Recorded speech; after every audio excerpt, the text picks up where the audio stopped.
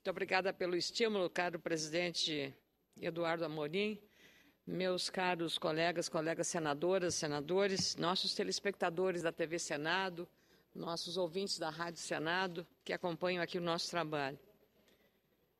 Eu venho a ocupar a tribuna para falar sobre 3 temas com brevidade possível, porque venho falar primeiramente, presidente Eduardo Amorim, na condição de presidente da Comissão de Agricultura e Reforma Agrária do Senado Federal, porque hoje pela manhã, de 8 horas às 11h35, tivemos uma das mais produtivas audiências públicas que foi requerida pelos senadores Blairo Maggi, Valdemir Moca e Ronaldo Caiado, para debater a questão aguda e séria relacionada à situação dos caminhoneiros e do transporte de cargas no país. Seu estado, Sergipe, não é diferente do meu, onde a mobilização é muito grande. Nós temos cidades no Rio Grande do Sul que são chamadas cidades dos caminhoneiros. E lá no seu estado, igualmente, da mesma forma, não é diferente, porque o Brasil anda sobre rodas. Do medicamento que sai de São Paulo, ou do Rio Grande para a sua Aracaju, para Sergipe, ou da alimentação do feijão que sai do Centro-Oeste para qualquer região do país, ou da roupa que vestimos, ou do sapato que calçamos, tudo passa por rodovias e passa pelos caminhões. Essa categoria dos caminhoneiros está merecendo a nossa atenção especial diante da situação em que estão vivendo, especialmente depois do tarifaço que aumentou sensivelmente o preço do óleo diesel, que é um dos insumos mais importantes no transporte de cargas. Nesta reunião, nós, ouvindo os representantes dos caminhoneiros, representantes dos auditores do trabalho, ouvindo o CNA, OCB, ouvindo representantes das empresas transportadoras de cargas, nós chegamos à conclusão de que é preciso medidas de caráter de curtíssimo prazo, de médio prazo e de longo prazo. E aí eu queria dizer também da minha felicidade, porque esta comissão hoje contou, nessa audiência pública, com 11 senadores. Para se ter uma ideia do que significa isso, senador Eduardo Amorim, basta dizer que para deliberar sobre temas determinativos, ou seja, quando você tem que aprovar um projeto, você precisa de um quórum qualificado de 9 senadores. Nós tínhamos 11 senadores presentes nesse debate sobre a questão dos caminhoneiros. Eu queria apenas reafirmar o compromisso da Casa e dos parlamentares de todos os partidos com esta causa. O que nós decidimos ali, nessa audiência tão rica, porque a cada audiência pública nós ouvimos os operadores, os agentes desse segmento tão importante para a vida do país, que é o transporte de cargas, transporte rodoviário de cargas e os seus motoristas autônomos, cooperativados, empresas ou simplesmente associados ou consorciados, que estão enfrentando sérias dificuldades. O aumento do custo operacional, com o aumento do tarifaço do óleo diesel. Também tiveram uma situação de queda pela situação econômica do país na oferta do serviço. Então, uma superoferta de transporte, mas não de transportar a carga, o serviço para eles. Os vencimentos dos seus financiamentos junto ao sistema financeiro da compra de caminhões que o governo criou oportunamente, é claro, tem que se elogiar isso, programas facilitadores de tomada de crédito. Mas a gente, quando toma crédito, tem que pagar depois, senador Eduardo Amorim. É a história do cartão de crédito. Ele é um facilitador. O amargo é o dia do aniversário, o dia do vencimento do cartão. Então, isso criou, no conjunto todo, um cenário grave de redução abrupta da rentabilidade da atividade do transporte de cargas e, evidentemente, provocado por algumas demandas que o setor já teve atendida, mas amplia-se ainda. Insistem na questão relacionada ao óleo combustível, que o governo já sinalizou de, pelo menos nos próximos 6 meses, o diesel não vai ter reajuste, mas também com prorrogação dos débitos que eles têm no sistema financeiro, dos seus financiamentos. O governo está examinando, Laudemir Miller, que representou o ministro Miguel Rosseto, esteve lá, e a decisão que nós tomamos nessa comissão é que, como o senador Blairo Maggi e o senador Valdemir Moca estão integrando a mesa de negociação com o governo federal, com o ministro Miguel Rosseto, para tratar especificamente desse assunto, envolvendo as lideranças dos caminhoneiros, nós decidimos deliberar, pela aclamação, eu diria, dos colegas da Comissão de Agricultura e Reforma Agrária, que esses 2 senadores serão os representantes da Comissão de Agricultura para ajudar na solução desse problema. Mas temos um deadline, para usar uma palavra bonita em inglês, na verdade, a data fatal, o dia que é definitivo para dizer se aceitamos ou não, em apoio aos caminhoneiros, as soluções que o governo vai dar no atendimento às demandas. 26 de março. Se nesse dia não forem convincentes ou adequadas as medidas anunciadas ao longo desse processo, nós aí teremos que novamente nos sentarmos para termos uma outra atitude, para buscarmos uma alternativa para resolver os problemas do setor. Então, eu queria agradecer a Vossa Excelência, mas eu tenho também para reafirmar que amanhã o tema não se esgota. Amanhã nós teremos uma audiência pública num ciclo de debates na cidade de Não Me Toque, no meu estado, onde se reúne anualmente a chamada Expo Direto Cotrijal. Expo Direto é uma das maiores feiras do país, em que trata da tecnologia, da biotecnologia, de maquinários, de agricultura de alta precisão, tudo que se reveste disso. E o que nós vamos discutir lá? O emplacamento de tratores, uma matéria muito discutida na casa. Essa matéria já foi submetida aqui a projeto de lei, eu fui relatora na Comissão de Agricultura, apoiei favoravelmente, a iniciativa foi do deputado Alceu Moreira, do meu estado, e ela foi vetada integralmente. E ontem nós votamos o veto. Nós íamos derrubar o veto sobre a obrigatoriedade do emplacamento de tratores. E amanhã vamos discutir esta matéria sob a ótica, afinal, o emplacamento de tratores exigido pelo CONTRAN é uma medida destinada a reduzir a violência no trânsito ou é tão somente uma medida adicional para aumentar a burocracia, os custos da produção e ter o objetivo apenas e tão somente arrecadatório? Então, esse vai ser o tema lá com convidados que estarão presentes nessa audiência pública ou no ciclo de debates que vai ser transmitido pela TV Senado. Já agradeço aí a toda a área de comunicação da TV Senado, a própria secretaria nossa que nos dá assistência lá com o Marcelo Varela e toda a sua equipe, porque a TV Senado, com a nossa querida Virgínia, que comanda a TV Senado, fará a transmissão direta para que o país inteiro acompanhe esse debate. O governo ontem sinalizou, meus caros colegas senadores e senadora, sinalizou, diante do risco de nós derrubarmos o veto da questão do emplacamento, de que vai encaminhar uma medida provisória definindo claramente e acabando com a obrigatoriedade do emplacamento de tratores. Claro que, se isso não acontecer, ou seja, esperamos e confiamos no acordo e na palavra do governo, da liderança do governo, mas nós temos já aqui no Senado aprovado um projeto de decreto legislativo de autoria do senador Blairo Maggi, que trata dessa questão, a Câmara poderá fazer a mesma coisa caso esse acordo não seja respeitado. Por fim, meu caro senador Eduardo Amorim, caros colegas senadores, um tema muito sério, e Vossa Excelência, que é médico, senador Eduardo Amorim, uma das grandes preocupações quando o governo criou o programa Mais Médicos foi que nós não temos médicos suficientes. E aí se estimulou a criação de novos cursos de medicina para atender essa demanda. Eu vou lhe dizer que a pátria educadora está deixando universitários em todo o país, não só no meu estado, e suas famílias num estado de grande preocupação, porque o governo federal cortou o orçamento destinado ao FIES, que é o financiamento estudantil para o ensino superior. Esse é um programa da maior relevância. Trabalhei muito como jornalista defendendo esse programa, que sucedeu o antigo CREDUC, que era o Crédito Educativo. São 2 milhões de universitários no Brasil inteiro.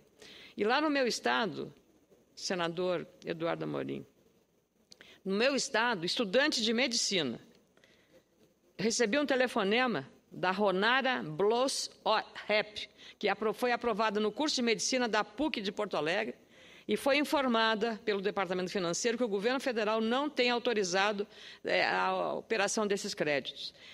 O mesmo problema apresentado por Lana Becker Micheleto e mais 23 alunos que não estão conseguindo contratar o FIES.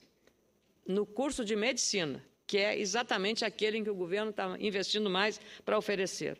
Mas não é só no Rio Grande do Sul. Luiz Carlos Elcadre, de São Paulo, reclama que não consegue nem acessar as informações do site do MEC para obter informações a respeito disso. E o mais grave, senador Eduardo Amorim, meus caros colegas senadores, é que também aqueles estudantes de baixa renda que ganham daquele programa R$400, deputado Paulderney Avelino, que eu saúdo a sua presença aqui no nosso plenário, espero que um dia Vossa Excelência esteja também nesta casa, representando o Amazonas, como o senador Omar Aziz, aqui combativo.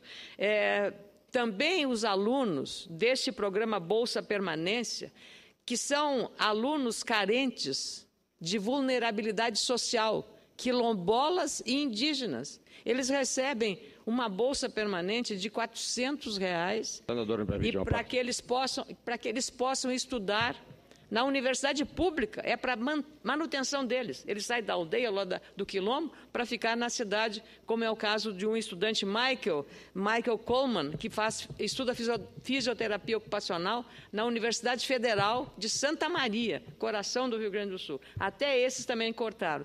Eu sei, caro senador Eduardo Amorim, que o regimento interno não permite, em comunicação inadiável, a parte, mas eu penso que Vossa Excelência tem a tolerância da relevância do tema que eu estou falando, e o senador Telmário tem um grande envolvimento com as questões sociais. Então, eu ficaria muito grata se pudesse ouvi-lo.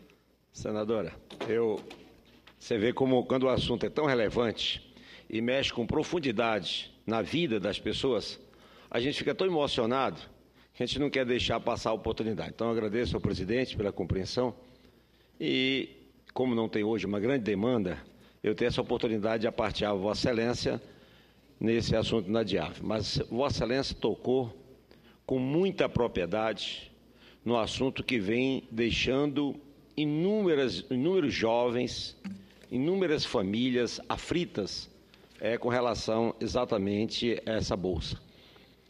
Só para ter uma ideia, eu já recebi informações que alguns indígenas, que esse recurso é crucial, eles estão abandonando os estudos. Tanto é que eu entrei com um requerimento na Comissão de Educação, solicitando que o Ministério mande um representante à comissão para que a gente possa discutir esse assunto e ali, senadora, a gente estabelecer uma tabela, uma data fixa para que não haja esse prejuízo. Agora imagina, um jovem que recebe uma oportunidade dessa, que já é uma correria enorme para você galgar uma bolsa. Ele, às vezes, sai do meu estado, de Roraima, que são horas e horas, talvez, de aviões, às vezes vem de transporte rodoviário. Imagina, vem para Manaus, Belém, Rondônia, uma loucura, uma odisseia. E, de repente, ele perde, essa bolsa não cai, o recurso não cai ali na data que está prevista.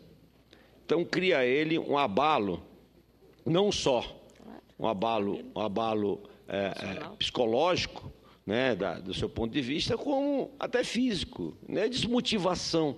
Aquilo que foi para ele uma dádiva, uma coisa boa, se torna uma angústia. Então, quero parabenizar a Vossa Excelência, fazer dos seus discursos, fazer das suas palavras as minhas, e, mais uma vez, dizer que Vossa Excelência é uma senadora que nos orgulha nessa casa e que orgulha, talvez, muito mais o Rio Grande do Sul, e que Vossa Excelência, como mulher, tem uma sensibilidade fantástica e aborda assuntos importantes. Parabéns, Vossa Excelência. Eu agradeço muito a sua gentileza, senador Telmário, dizer que nós temos exatamente muita identidade nas questões, até porque o seu partido, senador, foi liderado por um grande líder político do meu estado, Leonel Brizola, que tinha na educação uma das suas prioridades. Então, há uma razão muito grande de já termos, desde o início da sua chegada aqui, essa afinidade que temos nesse tema. Queria agradecer, senador Eduardo Amorim, dizer que esse caso da Bolsa Permanente que ele falou é o caso do Michael Kuhlman, lá de Santa Maria, da Universidade Federal. Ele é beneficiado, são R$400. É o Bolsa Permanente de auxílio a esses jovens carentes que estão em universidades públicas. Então, é uma coisa fundamental. E ele, se esse recurso não vier, não tem condições de se manter na cidade, que a sede da universidade é em Santa Maria, porque ele vive num quilombo ou numa aldeia indígena, longe da cidade. Então, veja, aquilo é o recurso que lhe assegura a completar o direito e o acesso e a oportunidade de estudar.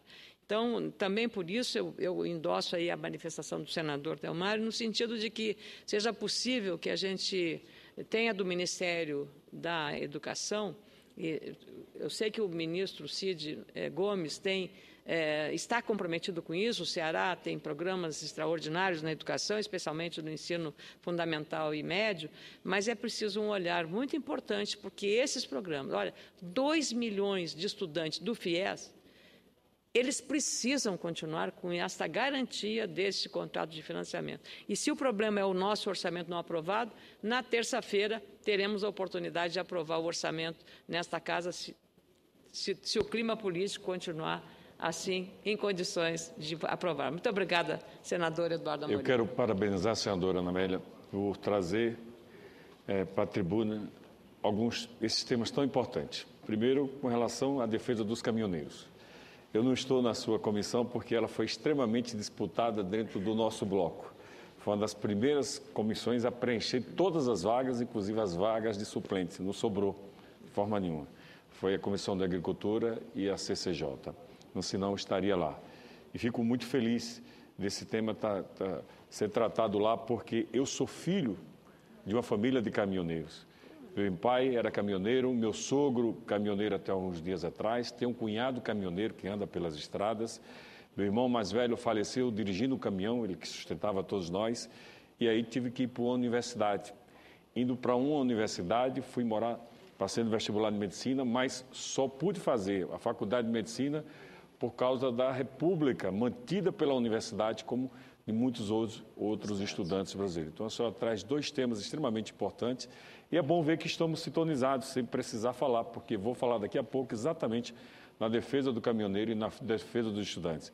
A minha cidade, a cidade que nasci, chama-se Itabaiana, no agreste sergipano, e ela é, por lei federal, é reconhecida como a capital nacional do caminhão. Quase todas as famílias têm um caminhão. A arquitetura da cidade, ela também traz o caminhão como um ente da família. O caminhão tem uma garagem embaixo e a família mora no primeiro andar, mas o primeiro pavimento, o pavimento térreo, é para o caminhão. Você vê que é o sustentáculo de muitas e muitas famílias itabaianenses, muitas famílias. Então, sabemos e conhecemos de perto essa questão que a senhora traz aqui, que também nós vamos alertar mais uma vez. E me coloco à disposição, mesmo não fazendo parte da comissão presidida por Vossa Excelência, para inteiramente discutir e somar essas 2 causas tão importantes. A defesa do estudante brasileiro e, com certeza, estudantes que precisamos, especialmente em cursos como medicina, que tivemos que importar e que não sabemos e não conhecemos com detalhe a formação desses médicos que aí estão. Por que não formar nós aqui, conhecemos os nossos filhos? Eu acho que o governo precisa dar urgentemente, e a presidente prometeu isso. Foi uma das principais promessas de campanha da presidente, que manteria a educação como prioridade do governo. Não pode, de forma nenhuma, abandonar os estudantes, nem as famílias dos estudantes, num momento como esse, nem como os caminhoneiros. Então, parabéns por trazer esses temas tão importantes. Eu fico feliz em conhecer a sua história. Certamente, senador Eduardo Amorim, as carrocerias desses caminhões vêm lá do meu estado, do Rio Grande do Sul. Então, há uma unidade nesse processo, porque também temos cidades no Rio Grande do Sul, que são as cidades dos caminhoneiros. A minha cidade, Lagoa Vermelha, digamos, o recinto maior, junto com o CTG, o Centro de Tradições, é a Associação dos Caminhoneiros da minha cidade. Isso deve acontecer também com na certeza, nossa cidade. Muito obrigada.